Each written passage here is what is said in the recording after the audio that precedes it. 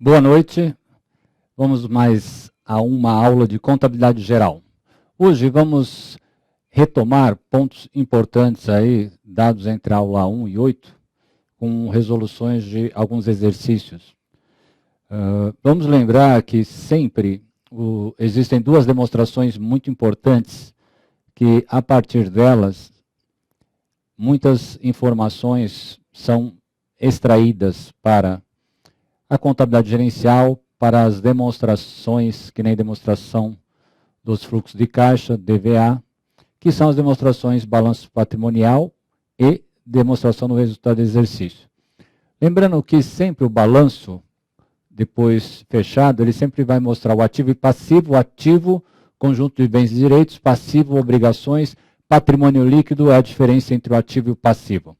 Lembrando que no ativo estão os recursos que são colocados na empresa, de onde se esperam dele a geração de resultados econômicos futuros, né? E o passivo são obrigações que a empresa tem com terceiros, cujas obrigações se espera que sejam eliminadas através dos recursos, ou seja, através do passivo. Eu pago um passivo com um recurso. Esse recurso é da onde? Do meu ativo, quer seja um bem ou um direito. E o patrimônio líquido, ele é composto lá do capital social, das reservas e do resultado, se for um prejuízo ou lucro. Ou seja, há esse dinamismo.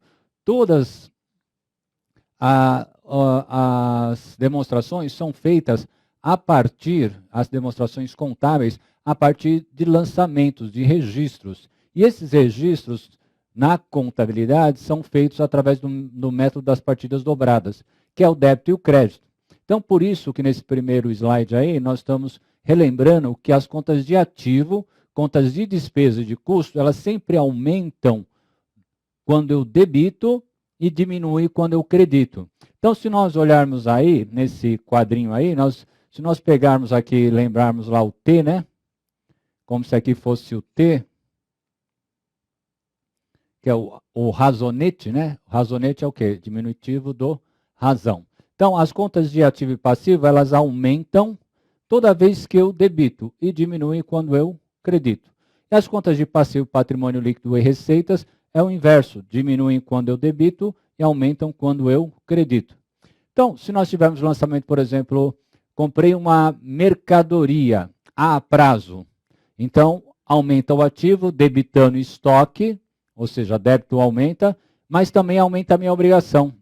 Então, credito o passivo. Olha lá, creditando o passivo, está aumentando o passivo, está aumentando as minhas obrigações. Então, sempre é feito através do débito e do crédito. Sempre caem questões que envolvam lançamentos contábeis no exame de suficiência. Outro lançamento, por exemplo, característico, quando eu calculo o imposto. Então, quando eu calculo o imposto, então vamos dizer que o COFINS. Então, eu calculo o COFINS e o COFINS sobre as vendas dá um valor de R$1.000. Então, esse R$1.000 eu vou creditar no passivo, COFINS a recolher, e esse COFINS sobre as vendas, no caso aí, seria o quê? Uma despesa. E aí, então, eu vou debitar aumento de despesa, debito o quê? Uma conta de despesa. Quando eu debito a conta de despesa, ela está aumentando. Então, sempre através do débito e do crédito. Então, para fazer os lançamentos, sempre a contabilidade ela tem que seguir um princípio, que é o princípio da competência. Ou podemos chamar o regime da competência, onde independente se houve pagamento, ou seja, se houve, ou recebimento, ou seja, se houve fluxo financeiro, pelo regime de competência, pelo princípio da competência, todos os eventos que modificam o meu patrimônio, eles têm que ser registrados, desde que eles sejam mensuráveis, expressos em reais, no caso no Brasil, ok?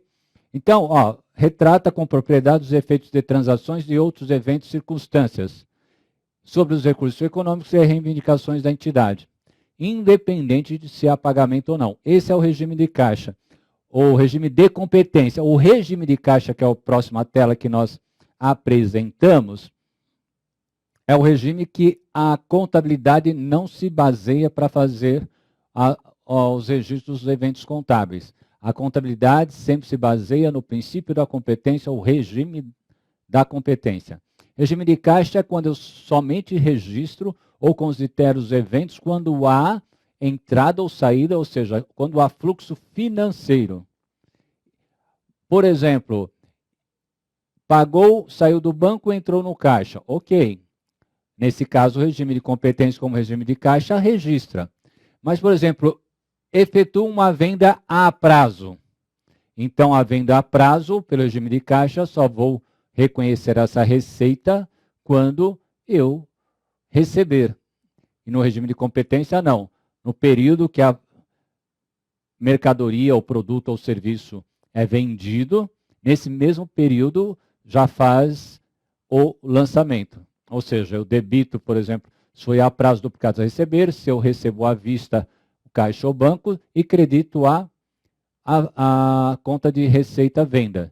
Se for a prazo, no caso, o regime de caixa não registra, porque ele só através de movimentação financeira. Mas o regime de competência vai utilizar a conta duplicados a receber, debitando, aumentando um ativo, e creditando, aumentando uma conta de receita. E sempre, pelo regime de competência, as despesas ou os custos atrelados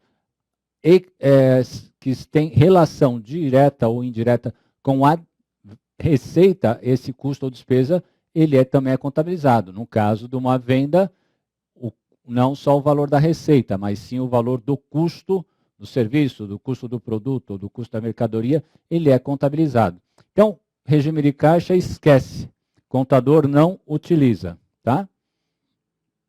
Então, lembrando aí a questão do balanço patrimonial. A estrutura do balanço patrimonial é importante. O balanço patrimonial, que tem o ativo, ele é desdobrado em ativo circulante e ativo não circulante. O que é o ativo circulante? São todos os bens e direitos recebíveis até um ano, ou seja, até o final do exercício seguinte. Entenda-se final do exercício seguinte, sempre o período de um ano, que é o ciclo operacional ou de curto prazo. Ativo não circulante são todas as obrigações, todas as obrigações não, ativo, né? Desculpe. Todos os direitos ou bens que eu posso se converter ou se transformar em alguma forma de operação financeira após um ano. Então, eu tenho uma duplicados a receber vencível, recebível, né? Após 12 meses. Então, 13 meses, 14, 15 meses. Isso aí entra no ativo não circulante. Tem um imobilizado. Eu não vou transformar esse imobilizado em um item que eu vou vender. Ele foi adquirido não para uma comercialização, mas sim para usar no meu dia a dia operacional, quer seja na prestação de serviço, quer seja na comercialização de mercadoria, por exemplo, um veículo, né? Ou quer seja, por exemplo, numa indústria, uma máquina. Então, ou um computador. Então, não é uma mercadoria, não é para eu transformar isso em dinheiro. Então, fica onde? Fica lá no ativo não circulante.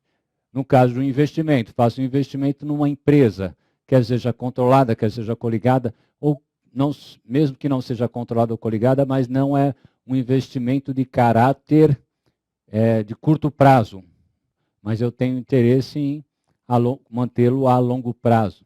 Então, esse investimento ele é classificável no ativo não circulante. Intangível. Então, faço um gasto em pesquisa no desenvolvimento de um produto, e esse gasto, esse desenvolvimento desse produto, ele, por exemplo, tenha um período muito longo para efetuar essa pesquisa, que vai, no futuro, contribuir para que haja uma receita. Então, esse caso aí, ele é um intangível, que só vai sendo apropriado ou reconhecido por despesa à medida, nesse caso do exemplo que eu dei, à medida que for passando o tempo e a empresa colher os frutos, os benefícios, né? Passivo. Passivo são obrigações circulante e não circulante. Circulante são as obrigações que a empresa tem vencíveis até o término do exercício seguinte. Na prática, até 12 meses. E o circulante, após o término do exercício seguinte, na prática, após 12 meses. Então, qualquer tipo de obrigação, fornecedores, empréstimos, obrigações sociais, tributárias, trabalhistas, provisões, provisão para contingência, provisão de férias, qualquer tipo de obrigação é registrada no passivo. E o patrimônio líquido, ele é o quê? Ele é a diferença, né? Ele é o ativo menos o passivo. Aqui positivo, aqui negativo. A diferença é o patrimônio líquido. Então, o patrimônio líquido, ele geralmente começa quando? No início, quando a empresa é aberta, com a integralização do capital social. À medida que a empresa vai passando o tempo, ela vai gerando prejuízo ou lucro. Se for prejuízo, fica registrado prejuízo na conta prejuízos acumulados. Se for lucro, ele vai ser distribuído, ou vai ser incorporado ao capital, ou vai ficar em reserva de lucros, né? Se for reserva de lucros, se ele ficar na reserva de lucros, vai ficar no grupo do patrimônio líquido. Existem no patrimônio líquido também os ajustes de avaliação patrimonial, AAP, né? Ajuste de avaliação patrimonial é quando um item, quer seja do ativo, geralmente as empresas utilizam isso mais para o ativo, né? O quer seja do passivo, ele é reavaliado e aquele item chega-se à conclusão que ele está registrado ou abaixo ou acima na contabilidade do seu valor real. Então, por exemplo, um imóvel, de repente, ele está valendo muito mais, mas pelo seu valor histórico original que ele foi registrado, na contabilidade não reflete realmente o valor de mercado, por exemplo. Ou, por exemplo, uma máquina também. De repente, foi contabilizada, mas a máquina teve uma supervalorização. O que na prática pode acontecer é que, às vezes, uma máquina ela é comprada, então, de repente, o prazo dela seria de 10 anos para depreciação, mas, de repente, com o avanço tecnológico, né, ela nem vai ser mais utilizada para fabricar determinado produto ou fazer parte de um determinado processo produtivo.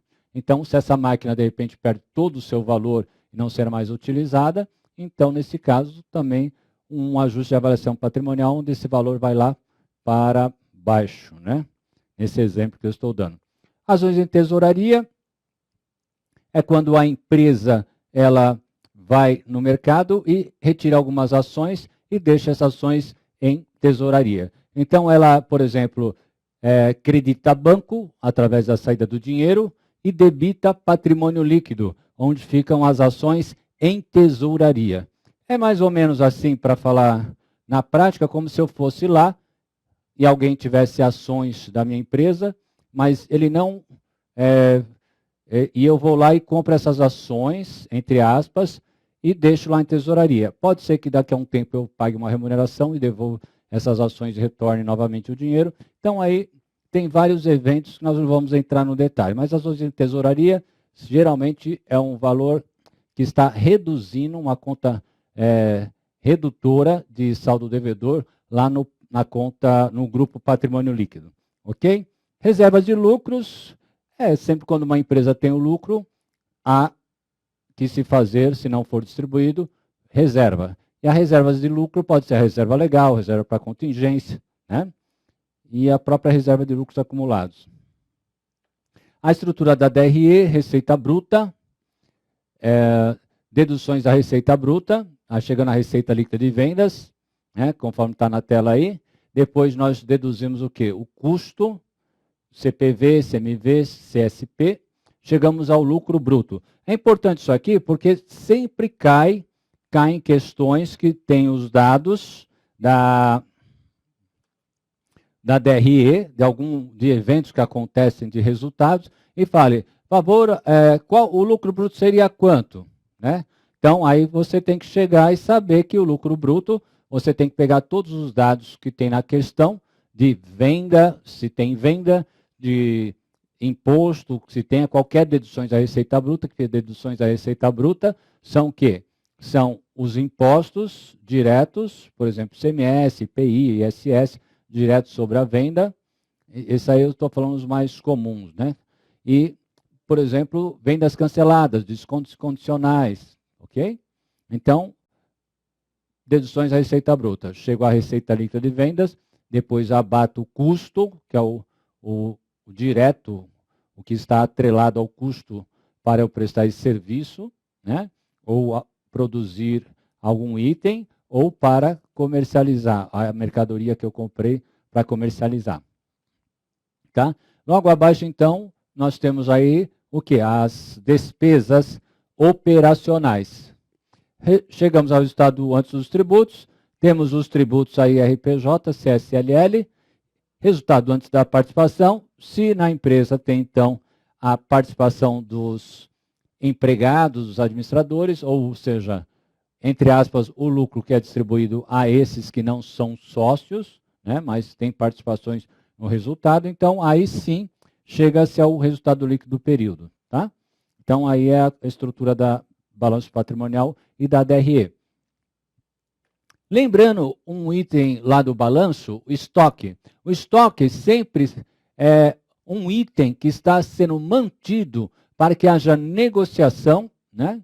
E haja, então, receita para a empresa, sempre com a finalidade de haver ganho, ou seja, para que haja mais entrada de fluxo financeiro. Então, estoque é alguma coisa que a empresa ou compra para revender, compra para produzir, né? E chegar a um item que vai vender no mercado, ou está lá para prestar o seu serviço, ou seja, sempre com a finalidade do quê? De gerar receita. Então, eles são mantidos para a venda, ou para processo de produção, ou materiais e suprimentos que vão ser consumidos na produção ou prestação de serviço.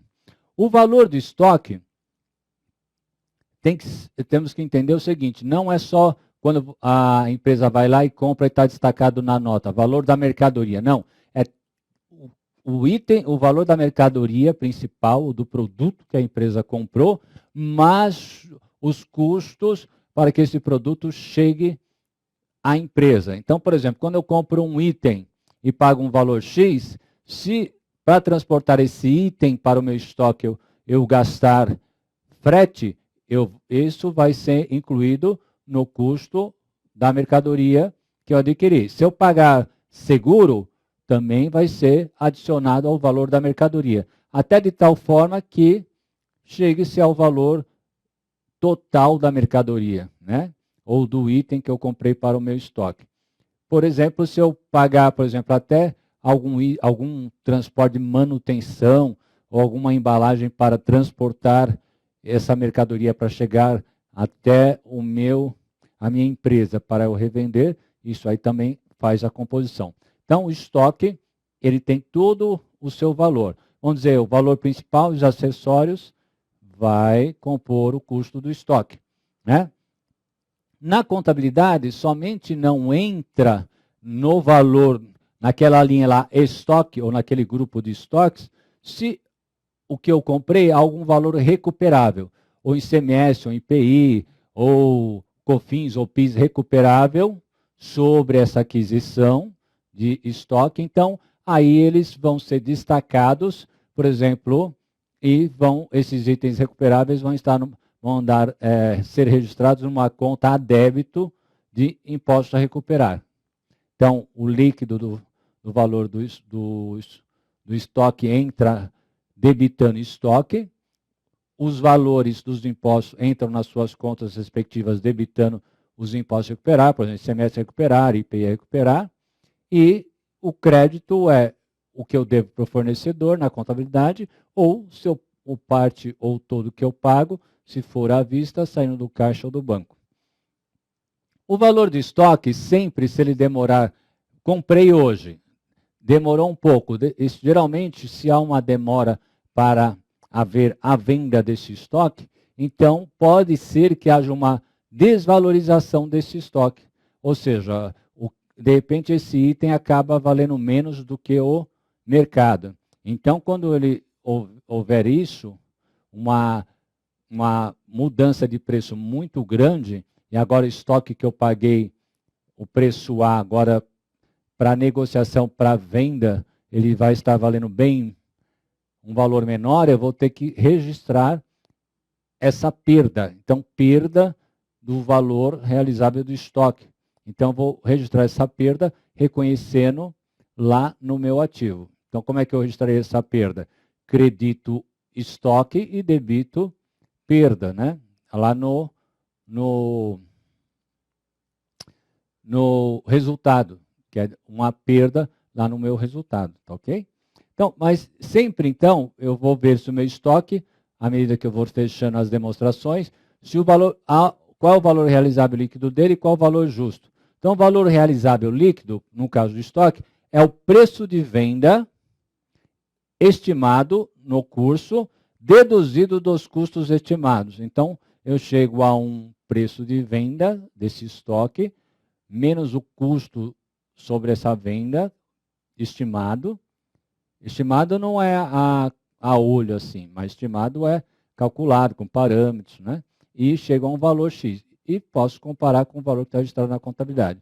Se houver diferença gritante, né? Então aí eu faço o ajuste no estoque.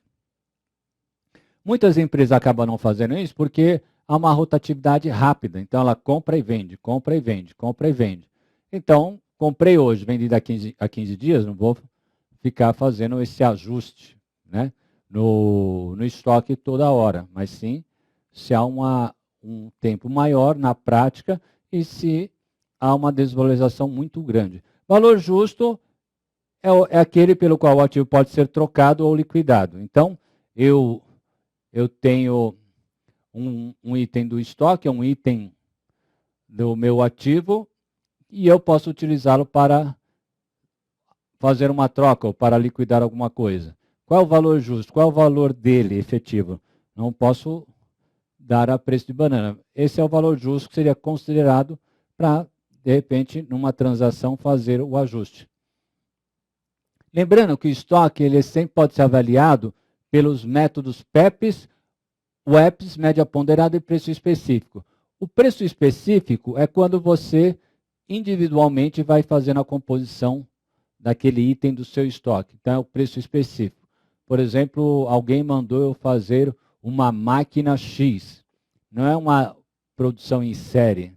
Então, eu vou desenhar a máquina para o meu cliente, ou o engenheiro vai dedicar tantas horas para aquela máquina especial, e eu consigo mensurar essa composição dessa máquina que eu estou fazendo, que é um item de venda para o meu cliente, então eu consigo apurar individualmente e alocando os custos daquele item que eu estou produzindo. Então, eu consigo ter um preço específico para aquela mercadoria. No dia a dia, os itens de mercadoria, por exemplo, de um comércio, eles vão girando. E aí, nesse giro, você vai fazer o controle das entradas e saídas no seu estoque. E o método de valorização tem o PEPs, o EPs e a média ponderada. PEPs é a primeira a entrar, primeira a sair. O EPs, último a entrar, primeiro a sair. Quando eu falo último a entrar, é o valor que é considerado para a valorização das mercadorias e a baixa. E a média ponderada é sempre calculando a média. Lembrando que existem algumas regrinhas, né, que sempre são utilizadas no exame de suficiência, que a gente tem que saber. Ó, CMV é igual estoque inicial mais compra menos estoque final. CMV é igual estoque inicial mais compras menos estoque final. Se você pensar, até não só o CMV, mas o CPV, à medida que ele vai sendo controlado, é isso que acontece. Por exemplo, entrou uma matéria-prima. Então, ela entrou, lá está no almoxarifado. Aí eu compro mais matéria-prima. Aí vai aumentando minha quantidade e valor. Saiu a matéria-prima para a produção. Aí eu retiro e vai para a produção. Olha lá, tinha uma matéria-prima, entrou mais alguma por compra, e aí eu vejo que o meu estoque final significa que é o valor do item que foi para a produção. Está na produção.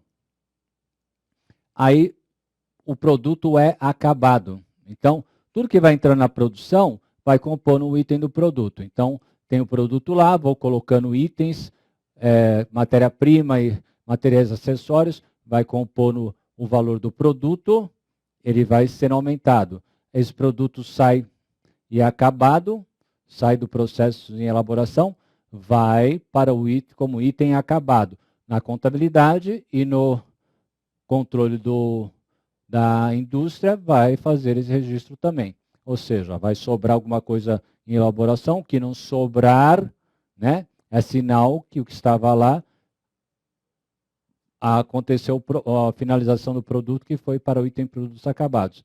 Produtos acabados vai aumentando, tem um item, vai aumentando outros itens que vão sendo produzidos, à medida que a venda diminui-se, né?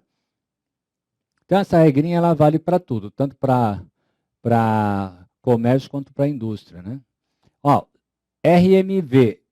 RMV é vendas menos o custo.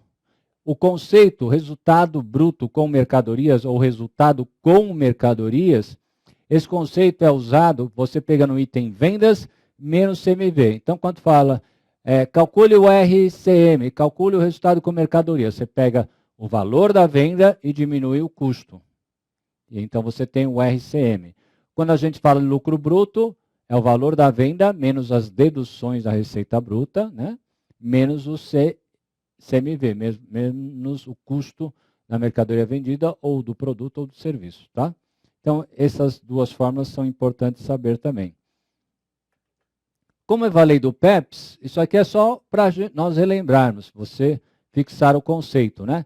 O PEPS, ele sempre considera, você tem um total de itens lá, então vamos pegar aqui, vamos aqui para o quadro. Então, eu tenho um total de itens iniciais no meu estoque, à medida que eu compro aqui, eu vou controlando, PEPS, primeiro a entrar, primeiro a sair. Vou controlando por lote aqui, ó. Tinha 20 de 20, agora tenho 20 que eu comprei de 30, então eu tenho 40 unidades e tenho R$1.000, valendo aqui, vamos falar em reais, então.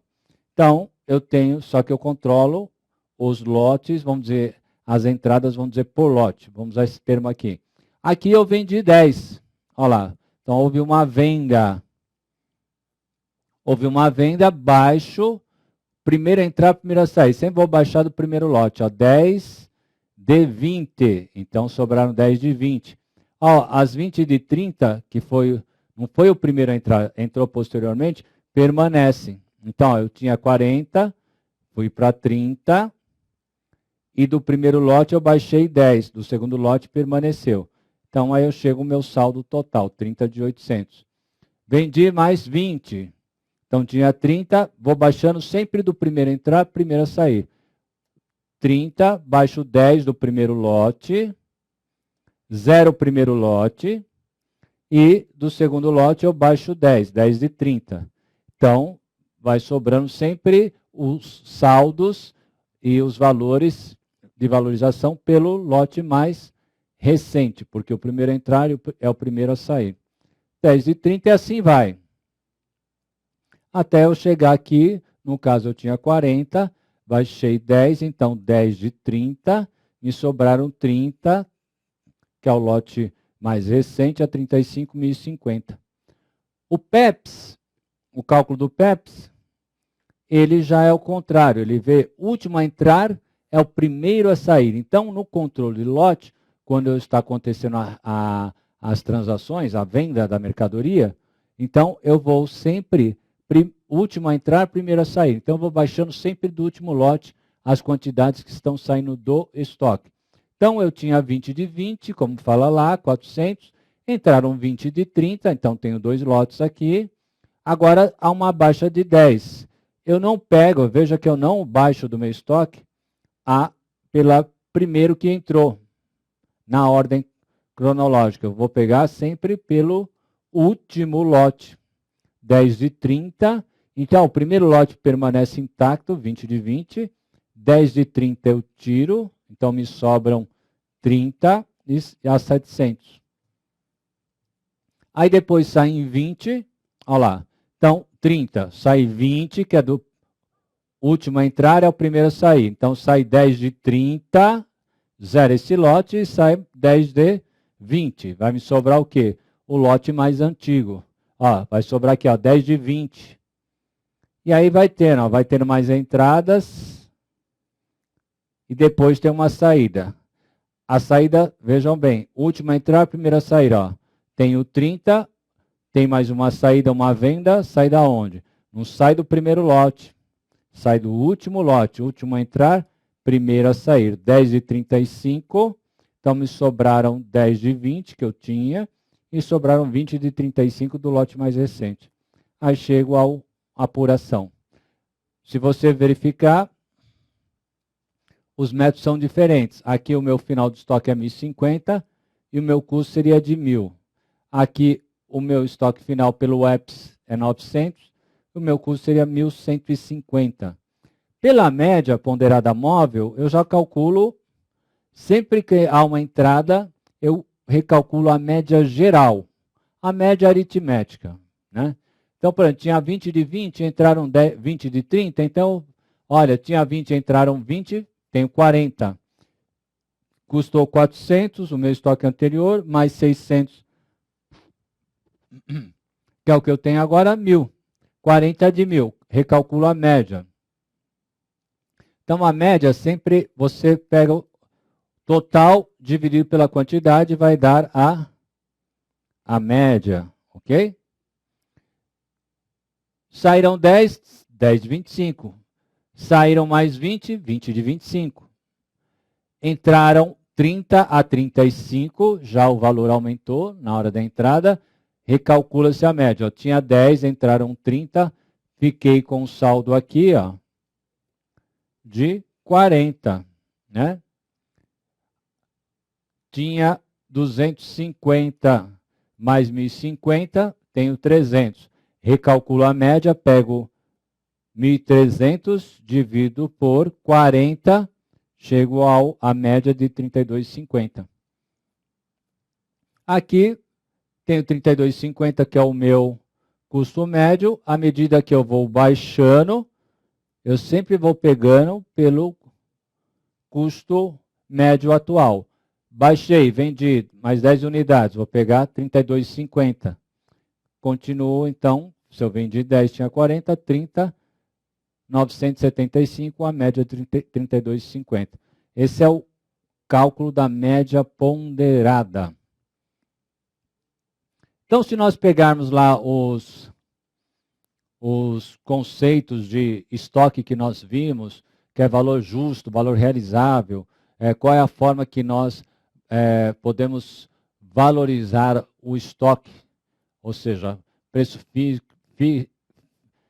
específico, o EPS, última a entrar, primeira a sair, PEPS, primeira a entrar, primeira a sair, ou média ponderada. Com base nesse conceito, a gente consegue resolver algumas questões, alguns itens que caíram lá nos exames de suficiência. Então, relembrando aqui, uma sociedade empresária mantém no seu estoque de mercadorias revenda de 3 tipos de mercadoria. Então, a mercadoria 1, 2, 3. O valor do custo de aquisição dos preços de vendas e gastos com vendas estão assim detalhados. Então, nós temos aqui o custo, preço de venda e gastos com vendas de cada item aqui do estoque, das mercadorias, no caso, uma empresa comercial. Então, o custo aqui do primeiro item, 660, o segundo, 385, o terceiro, 800, e foi-se apurando, então, o quê? Um item, um preço de venda. Qual seria o preço de venda no mercado? Então, se a gente apurar o preço de venda no mercado aí, o primeiro 820, 366, 750. O gasto com venda 138,45. Então, como é que eu chego ao cálculo do item 1, do item 2, do item 3? Chegar ao valor que valeria o estoque, né? Como é que eu pego? Eu tenho um custo, mas, por exemplo, no item 2, o meu custo foi 385, mais o meu preço de venda 366. Ou seja, o preço de venda e o gasto com venda vai estar... Se eu pegar o preço de venda, ó, menos o meu gasto com venda, eu vou chegar a um valor que vai estar abaixo do valor do meu estoque. Então, o meu estoque está valendo 385? Não. Na verdade, ele não vale 385, eu paguei 385. Então, eu vou pegar, para avaliar o meu estoque do item 2, eu vou pegar o preço de venda menos o gasto de venda. Esse é o valor hoje que representa fidedignamente o saldo do meu estoque. E não o valor que está lá contábil. Então, tem que pegar 366 e diminuir 38. Se eu pegar 366 e diminuir 38, esse é o valor que eu tenho que ter no estoque. Contabilmente, tem que fazer o ajuste no estoque, contabilmente. E o terceiro item, também, se eu pegar o terceiro item, eu paguei 800. Tá vendo? Mas, vamos lá para a tela. Mas, aqui, olha, o preço de venda é 750 menos 45, vamos dizer, 705. Então, o meu estoque, hoje, ele está valendo menos do que eu paguei. E quando ele vale menos do que eu paguei, eu tenho que fazer o ajuste no estoque. Por quê? Ele tem que valer isso aí. O que é isso aí? É o valor 750 menos 45. 705 e não 800. Então, eu tenho que considerar o item 2, o valor dele é 366 menos 38. O item 3 é 750 menos 45. Esse equivale ao meu estoque que tem que estar apresentando quando eu apurar a minha demonstração. E o item 1, ele vai valer mesmo 660. Por que ele vai valer 660? Porque o custo que eu paguei, se ele, a questão de venda vai ser maior. Então, para efeitos do custo, sempre vai ter que ser menor ou, no máximo, igual ao valor do preço de venda e gasto de venda. Esse é o esperado, né? Para que não haja o ajuste. Se eu chegar ao preço de venda menos o gasto e chegar a um valor que está menor do que o que está registrado na minha contabilidade no item estoque, eu vou ter que fazer o ajuste. Então, no caso, aqui tá, a pergunta é o seguinte: no balanço patrimonial, o saldo de estoque, de acordo com a norma brasileira contábil, ele deve ser de quanto? Porque a resposta é 1.693. Porque são 660, que vale o item 1, mais esse valor, preço de venda menos o gasto com venda, mais o preço de venda menos os 45, ou seja, mais os valores ajustados do meu estoque. Se eu fizer esse que está aqui, soma, diminui, né? Vai dar isso aqui, 1.693, que é a resposta, ou seja, tá até a observação aqui no final da tela. O item 1 é o valor dos custos, mas os itens 2 e 3 do estoque é o menor, o preço de venda é menor que o custo, ou seja, o preço de venda descontado os seus gastos é menor que o custo. Então, por isso você tem que pegar esse valor e deixar registrado o seu estoque por esse valor. Essa é a norma que a contabilidade tem que seguir, ok? Numa outra tela aqui, nós temos uma empresa que realizou o inventário físico em 1 de agosto. Então, essa empresa, ela identificou que o seu estoque tem 8.000 unidades, avaliada ao custo médio unitário de 180, vendeu 6.000 unidades à vista por 1.650.000, numa operação isenta de tributos de qualquer natureza. O comprador, no dia 10 de agosto, devolveu 20% da compra e ainda conseguiu obter um abatimento de 20% no preço. Considerando essas transações as únicas do mês de agosto, a empresa apresentou em estoque em 31 de agosto de quantas unidades, né? E o valor de cada unidade e qual o total. Então, aí, você vai ter que fazer o quê? Primeiro, qual é o método de avaliação? Nós falamos de preço específico, de média, de PEPs, do EPS. Na questão está falando, ó, as unidades são avaliadas ao custo médio. Custo médio, então, é média ponderada. Então, você vai ter que fazer o quê? A movimentação, considerando sempre o custo médio para apurar o seu estoque. Então, a própria questão já nos dá esses dados aí, por isso que eu já pus aqui o resultado. A questão nos diz que nós temos um saldo inicial de R$8.000. A questão nos diz que houve uma venda de 6.000 unidades, né? 6.000 unidades. E está falando que o valor da venda foi por 1.650.000. Ora, para controle de estoque, você não vai pegar o preço de venda, você vai pegar o quê? O preço que você pagou no estoque. Então, você vai pegar, se eu tenho 8.000 unidades, cada uma valendo 180, eu estou vendendo quanto? 6.000 unidades? Não é o custo médio? Eu vou baixar 6.000 por 180. Vai me sobrar quanto?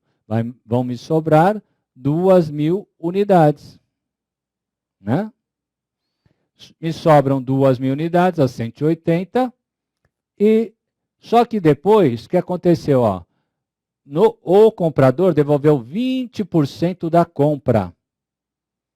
Olha, então o comprador, né, ele devolveu 20% da compra. Ele falou, olha, eu comprei isso aqui, mas estou devolvendo. 20% da compra, se eu pegar 6.000, 20% dão 1.200, certo? Então, não ficou muito bonita a letra, mas dá para entender. 20% aqui, olha. Então, ele devolveu. Então, esse estoque, se ele devolveu, ele retorna ao meu estoque, né? A mercadoria, o item que foi vendido, retornando ao estoque, eu estorno na coluna saída. Eu não vou fazer o controle na coluna entrada, tá? Eu estorno aqui a saída para eu saber o que, olha, saíram 6.000, mas dos 6.000 que saíram, retornaram 1.200. Então, efetivamente, quanto é que saíram? 4.800, né? Se eu for totalizar aí. Tá? 4.800, 6.000 menos 1.200. Então, o meu estoque, que quando eu vendi estava 2.000, retornou 1.200, então ele aumentou. 3.200, continua a média, não teve nenhuma entrada para recalcular a média nessa questão, então continua 180 e 576. Por isso que a resposta são 3.200 unidades a 180, totalizando R$576.000. Tá? Aqui tem uma outra questão número 8, do segundo exame de suficiência de 2011. Uma entidade apresentou, em 31 de dezembro, várias contas, né? Contas de ações com saldo, ações em tesouraria, bancos conta movimento, caixa, capital, tudo bem, um monte de itens. Reserva legal, participações. A pergunta é o seguinte, no balanço patrimonial, o saldo do grupo investimentos, investimento é, no caso aqui, ele está querendo saber os investimentos não circulantes, tá?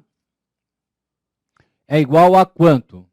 Então, ele está falando, olha, a empresa tem itens de ativo, e dentre esses ativos, investimentos não circulantes. Investimentos não circulantes, qual é o total? Então, o que você vai fazer? Você vai pegar lá, nos itens que foram apresentados, não está falando para fechar o balanço, é para você chegar ao valor que apresentados, quanto é que seria o ativo não circulante, e classificar. Ações de outras empresas, ações em tesouraria, bancos conta movimento, caixa e conta capital social, não são contas de ativo não circulante, né? Então, eu excluo isso. Depreciação acumulada, opa, isso aí é uma conta que está lá no ativo não circulante, que está atrelada ao quê? Ao seu imobilizado, depreciação acumulada. Estoque de mercadoria não é circulante. Fornecedores, vencimento em setembro. Nós estamos apurando o balanço em 31/12. Então, em setembro do ano seguinte, que é 2011, não fez um ano ainda, está dentro do curto prazo, então não entra também como ativo não circulante. Vou classificando. Fornecedores também, fornecedores vencimento em setembro de 2011, né? Então, eu tenho uma dívida até o final, antes do final do ano seguinte, setembro de 2011, não faz parte do ativo não circulante. Imóveis de uso, e não imóveis para revenda, né? Imóveis de uso é considerado um investimento, né? Ou imobilizado. Então, por exemplo, eu tenho um imóvel que é efetivamente para uso, a minha empresa vai estar ali, é imobilizado. Se fosse um imóvel que eu comprei, não vou me desfazer, não vou comercializar, mas eu vou usar esse imóvel para alugar. Então, é considerado um investimento. Um investimento de um item que eu tenho, que eu estou tendo rentabilidade. Investimento. Tá? Propriedades para investimentos. R$5.000 faz parte do ativo não circulante. Participação societária em empresas controladas. Faz parte do ativo não circulante. Participações permanentes no capital de outras empresas. Faz parte do ativo não circulante. Ó, propriedades para investimento. Participação societária em empresas controladas e participações permanentes no capital de outras empresas são itens do ativo não circulante investimentos, né? Então, eu classificando aí, como aparece na tela, o que é não circulante, eu chego a um total de R$24.000, tá? Tá ok? Então, eu somo aí e chego ao total. Lembrando o seguinte, esses valores aqui, que são as propriedades para investimento, ó, 5.000 mais 17.500, eu vou ter 23.500, mais 1.500, né? Aí eu vou ter 32.500, mais 1.500, vou ter 35.000, né?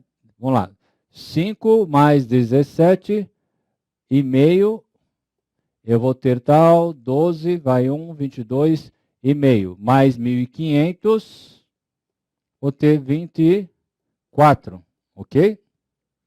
Só que a pergunta, então, ela fala do grupo investimento. Do grupo investimentos, então, eu chego aos 24. São esses itens aqui, tá bom? Então, eu classifiquei tudo que era não circulante e aí eu vi o que era dentro desse não circulante, o que era só investimentos, que a pergunta me faz isso. Ela fala em investimentos, ativo não circulante, R$24.000, tá ok? O resto eu desprezo para chegar ao valor. Esse aqui é ok, é um novo exercício. Pensei que era igualzinho o outro, mas não é. Não. É ou não é? Vamos lá. Ele é igualzinho o outro. Então vamos pular essa tela aqui. Isso mesmo. Vamos pular essa tela. Então, vamos para o próximo exercício. Então, um exercício também envolvendo estoque, ele fala que ó, a sociedade empresária adquiriu uma mercadoria para revenda, onde os dados que eu tenho são esses. Tem o preço de compra antes de abatimento, tem semestre sobre compra, tem abatimento, tudo isso envolvendo a transação com a mercadoria. Tem o gasto com transporte de mercadorias, tem semestres sobre frete recuperável 340, ok? Então, em 15/11, a empresa vendeu 50% do seu estoque. Em 31/12, no final do ano, a empresa apurou o preço estimado de venda no curso normal dos negócios, deduzido dos custos estimados para sua conclusão e dos gastos estimados necessários para se concretizar a venda para esta mercadoria, ou seja, é de R$8.000. Então, o que tem que ser considerado aqui? Vamos à pergunta. Considerando que a empresa não possui estoque inicial, então, estoque inicial 0, o valor de estoque em 31/12 a ser apresentado no balanço nesta data é de quanto? Então, primeiro, você vai ter que apurar pelo valor, pelos seus controles contábeis, quanto é que vale o teu estoque. E aí, depois comparar com o que se apurou extra contábil, ou seja, chegou a um preço estimado de venda, menos um custo estimado para essa venda. Então, que seria, vamos dizer, entre aspas, qual o valor realizável do meu estoque, ok? Então, e esse valor é menor, então, do que o valor que eu tenho contábil? Se sim, eu tenho que fazer um ajuste, tá? Então, considerando que a empresa, qual é o valor a ser apresentado no balanço patrimonial? Qual o valor de estoque? Primeiro, eu vou fazer a movimentação contábil. Então, vamos lá, olha, o estoque inicial fala que é 0. Compras, eu tenho que considerar, para efeito de compra, tudo que compõe o principal e acessório, mas que compõe o custo do meu estoque. Então, não é só o preço da mercadoria. Então, vai lá, o preço da mercadoria, R$21 mil, certo? O ICMS sobre compras recuperável, eu deduzo, porque não entra no meu estoque. Esse valor vai para uma conta lá no meu ativo de ICMS a recuperar, ok? Teve um valor aqui de gastos com transporte, aí eu aumento, que é de R$2 mil, tá? Teve o abatimento, sim, a mercadoria teve um abatimento de R$1.000, né? E os 340 aqui são o quê? Vamos lá. Ah, não estava enxergando, hein? O ICMS sobre frete recuperável. Então, vamos lá. O ICMS sobre frete recuperável também é um imposto, tanto sobre o frete quanto sobre a mercadoria. A empresa, o ICMS que está destacado, ela pode se recuperar. Então, eles não fazem composição do custo do seu estoque. Então, valor da mercadoria menos os impostos recuperáveis, no caso aí ICMS sobre mercadoria, o ICMS sobre o frete, menos o abatimento, né? E teve o valor e o valor do transporte, que é o valor do frete. Então, se eu pegar isso aqui, eu chego a um valor que entrou no o meu estoque era de 0, né? E entrou compras, ó, estoque inicial mais compra menos estoque final, né? Menos CMV é igual ao estoque final. Então, eu cheguei a um valor de compras aí, 18.260. 18.260 é o valor que eu comprei, é o valor que estaria no meu estoque. Só que fala que 50% do meu estoque foi vendido. Então, se 50% do meu estoque foi vendido, 50% do custo do meu estoque foi baixado, não está mais no estoque. Então, eu vou pegar o que eu paguei no estoque, menos o que eu baixei, ó, 50%, né? 50% é em cima dos 18.260. Menos 50%, vai me sobrar os outros 50%. Esse é o valor do meu estoque contábil.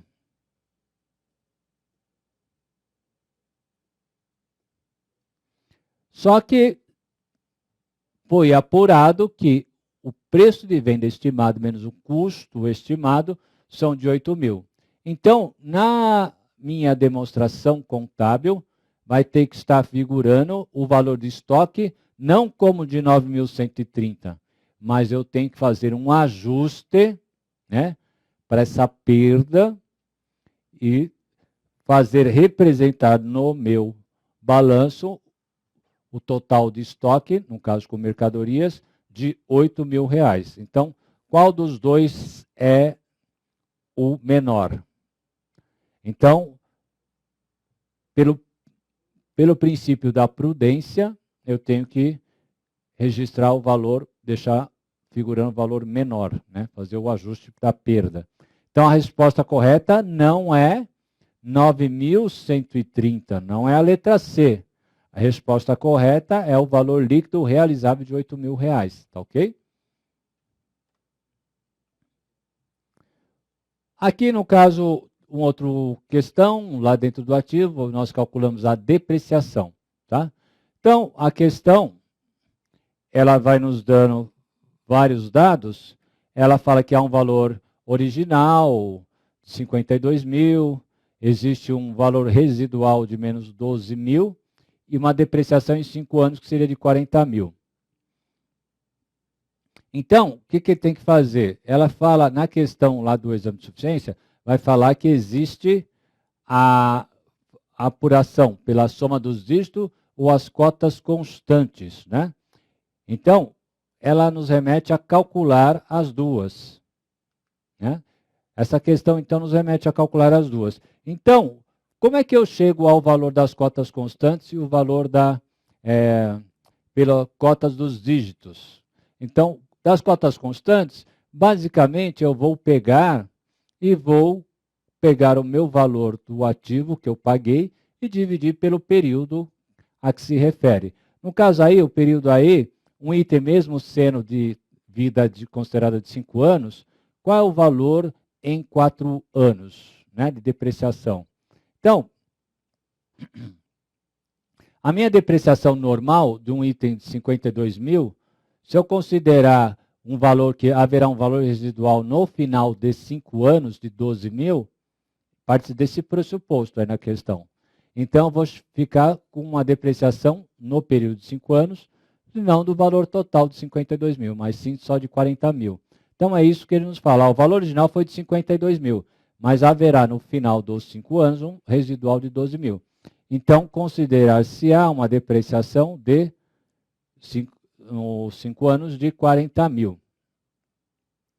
Então, eu tenho que calcular aqui, ó. Por exemplo, pego então os 40 mil, então por isso que minha base vai ser 40 mil, que é o considerado, menos valor residual, divido pelo período, são 5 anos, quantidade de meses, 60 meses, chego à minha depreciação mensal.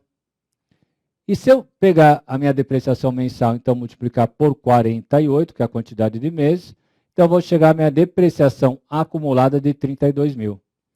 O valor líquido contábil, no caso das cotas constantes, vai ser o quê? Vai ser os 52 mil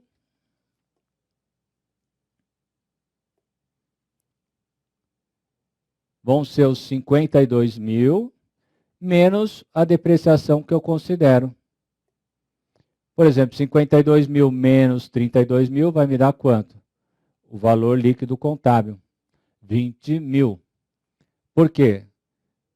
Eu cheguei a 32 mil, que seria minha depreciação efetiva.